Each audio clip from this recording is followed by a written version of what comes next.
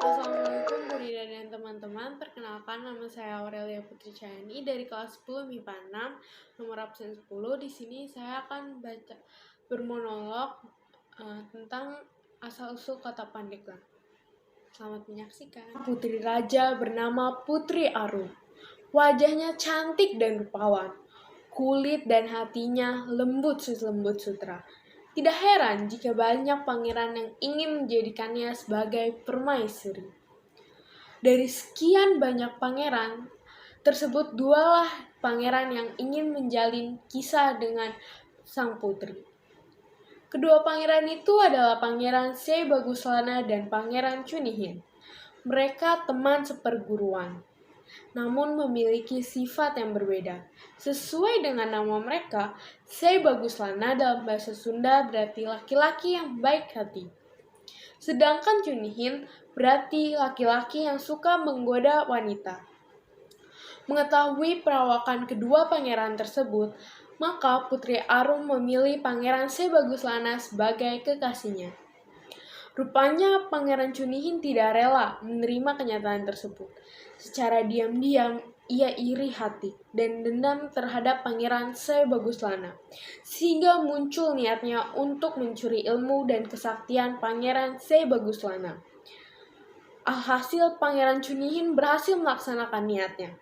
Dengan kesaktian itu, ia kemudian mengubah wajah Pangeran Sei Baguslana menjadi seorang tua dan berkulit hitam legam. Sementara itu, Pangeran Sei Baguslana yang sudah tidak berdaya datang menghadap ke gurunya untuk meminta petunjuk. Ia pun disarankan oleh gurunya untuk membuat sebuah gelang besar yang bisa dilewati oleh manusia.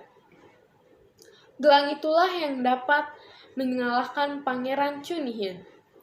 Jika Pangeran Cunihin melewati gelang tersebut, maka seluruh kesaktiannya akan lenyap dan kembali kepada Pangeran Sei Baguslana. Setelah mendengar nasihat gurunya, Pangeran Sei Baguslana pergi ke sebuah kampung untuk membuat gelang. Ia menjadi seorang pembuat gelang atau dikenal dengan Pandeglang, tanpa sepengetahuan Putri Arum. Sejak itulah ia dikenal dengan nama Ki Pande. Suatu hari, ketika melintas di Bukit Manggis, Pandeglang melihat seorang gadis cantik duduk termenung seorang diri. Gadis itu tidak asing lagi baginya. Ia adalah Putri Arum yang sedang bersedih karena tidak ingin menikah dengan Pangeran Cunihin yang terkenal kejam dan bengis itu. Sampurasun, Putri. Astaga, maaf jika hamba mengizinkan Tuan Putri. Maaf, siapa dan dari mana? Hamba Pandeglang. Orang-orang memanggil hamba Ki Pande. Tuan Putri, sekiranya hamba boleh tahu mengapa Tuan Putri tampak gundah? Maaf jika pertanyaan hamba menyinggung perasaan Tuan. Dan pergi dulu, Aki. Baiklah, saya akan bercerita, tapi sekedar untuk menghilangkan rasa penasaran Ki Pande. Selama ini saya tidak pernah menceritakan masalah ini kepada orang lain karena merasa akan sia-sia. Tuan Putri berkata demikian. Masalah yang saya hadapi sangat berat, Ki. Saya sangat sedih, Ki, karena Pangeran Cunihin memaksa saya untuk menjadi istrinya.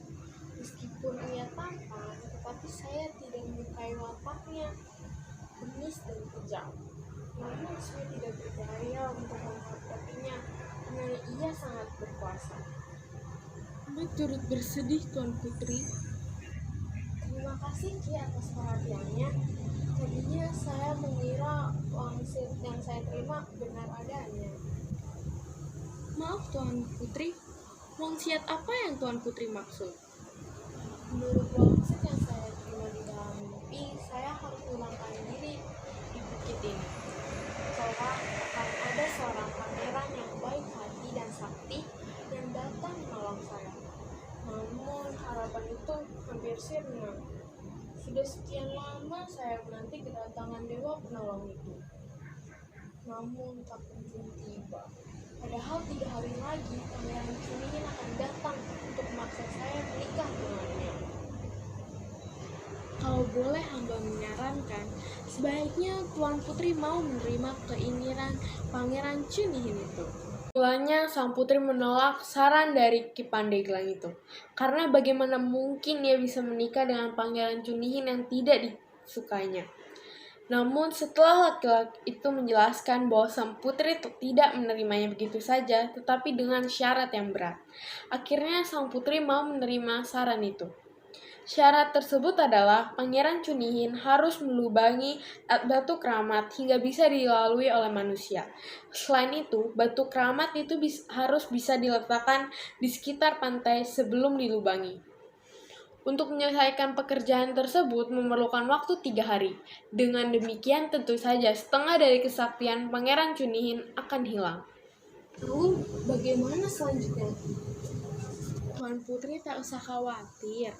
Urusan selanjutnya serahkan kepada hamba. Sang putri akhirnya setuju dan segera mengatur siasat bersama Pandeglang untuk mengelabui Pangeran Chunihin. Keesokan harinya, Putri Arum kembali ke istana dengan diantar oleh beberapa penduduk kampung. Sementara itu, Pandeglang sibuk membuat sebuah gelang besar untuk dikalungkan pada batu keramat. Pada hari yang telah ditentukan, datanglah Pangeran Chunihin mengajak Putri Arum untuk menikah dengannya. Putri Arum pun mengajukan syarat sebagaimana yang disarankan oleh Pandeglang. Kamu boleh menikahiku, tapi dengan satu syarat. Kamu harus membawa batu cadas ke pantai lalu melubangi. Sungguh mudah syaratmu itu, Tuan Putri. Tapi apa maksud dari syaratmu itu? Batu keramat itu untuk beramadi kita, Pangeran. Kita bisa duduk di atas batu itu sambil menikmati indahnya pemandangan laut. Bukankah itu sangat menyenangkan, Pangeran? Oh, sungguh bulan madu yang menyenangkan. Tuan Putri, memang putri yang menyenangkan. Tanpa perasaan curiga lagi, Pangeran Chunihin segera melakukan syarat itu. Dalam waktu 3 hari, ia berhasil menemukan batu keramat yang disyaratkan dan kemudian membawanya ke sebuah pantai yang indah. Setelah berhasil melubangi batu keramat itu, Pangeran Chunihin segera ke istana untuk menjemput Putri Arum. Sementara itu, Pandeglang yang sejak tadi bersembunyi di balik semak-semak mengamati semua tingkah laku Pangeran Chunihin tidak menyia-nyiakan kesempatan itu. Ia segera memasang gelang besar pada batu keramat yang berlubang itu. Namun, ketika ia hendak kembali ke tempat persembunyiannya, tanpa diduganya, Pangeran Chunihin telah kembali bersama Putri Arum. Hei Tua Bangka, apa yang kamu lakukan di sini? Saya datang kemari untuk merebut kembali kesaktian dan Putri Arum yang kamu rampas dari. Hei, bukankah aku sudah mengatakan bahwa kamu tidak pantas menjadi pemenang? Lihatlah sang putri sekarang telah menjadi milikku. Hahaha. Lihatlah, wahai Tuan Putri, keinginan Tuan Putri telah terwujud. Sungguh sebuah tempat yang indah dan romantis untuk bermadi. Maaf Pangeran, sekiranya saya terlalu bergembira sehingga tidak bisa melihat lubang pada batu keramat itu. Sudikah Pangeran membuktikan bahwa batu itu telah berlubang? Tanpa berpikir panjang, Pangeran Chunihin segera berjalan melewati lubang pada batu keramat. Baru beberapa langkah ia berjalan di dalam lubang batu itu, tiba-tiba seluruh tubuhnya merasakan kesakitan. Ia pun berteriak keras karena tidak kuat lagi menahan rasa sakit. Begitu ia selesai melewati lubang itu, seluruh kekuatannya hilang sehingga ia hanya bisa duduk lemas dan tak berdaya. Beberapa saat kemudian, ia pun berubah menjadi seorang tua renta seolah telah melewati lorong waktu yang begitu panjang. Pada saat yang bersamaan, Pandeglang merasakan kekuatan yang luar biasa mengalir masuk ke dalam tubuhnya. Akhirnya, seluruh ilmu dan kesaktiannya kembali seperti semula. Wajahnya pun kembali seperti sedia kala, yaitu wajah seorang pangeran yang tampan. Putri Arum seolah-olah tidak percaya menyaksikan peristiwa ajaib itu. Ia baru sadar bahwa ternyata lelaki parubaya yang telah menolaknya itu adalah kekasihnya sendiri, yaitu Pangeran Sebaguslana. Pangeran Pandeglang pun menceritakan semua kejadian yang dia alaminya. Dari peristiwa Pangeran Cunihin mencuri kesaktiannya hingga peristiwa ajaib itu terjadi. Mendengar cerita itu, barulah sang putri sadar bahwa wangsit yang ia terima memang benar adanya. Pada akhirnya pun mereka meninggalkan Batu Keramat itu. Beberapa waktu kemudian mereka menikah dan hidup bahagia.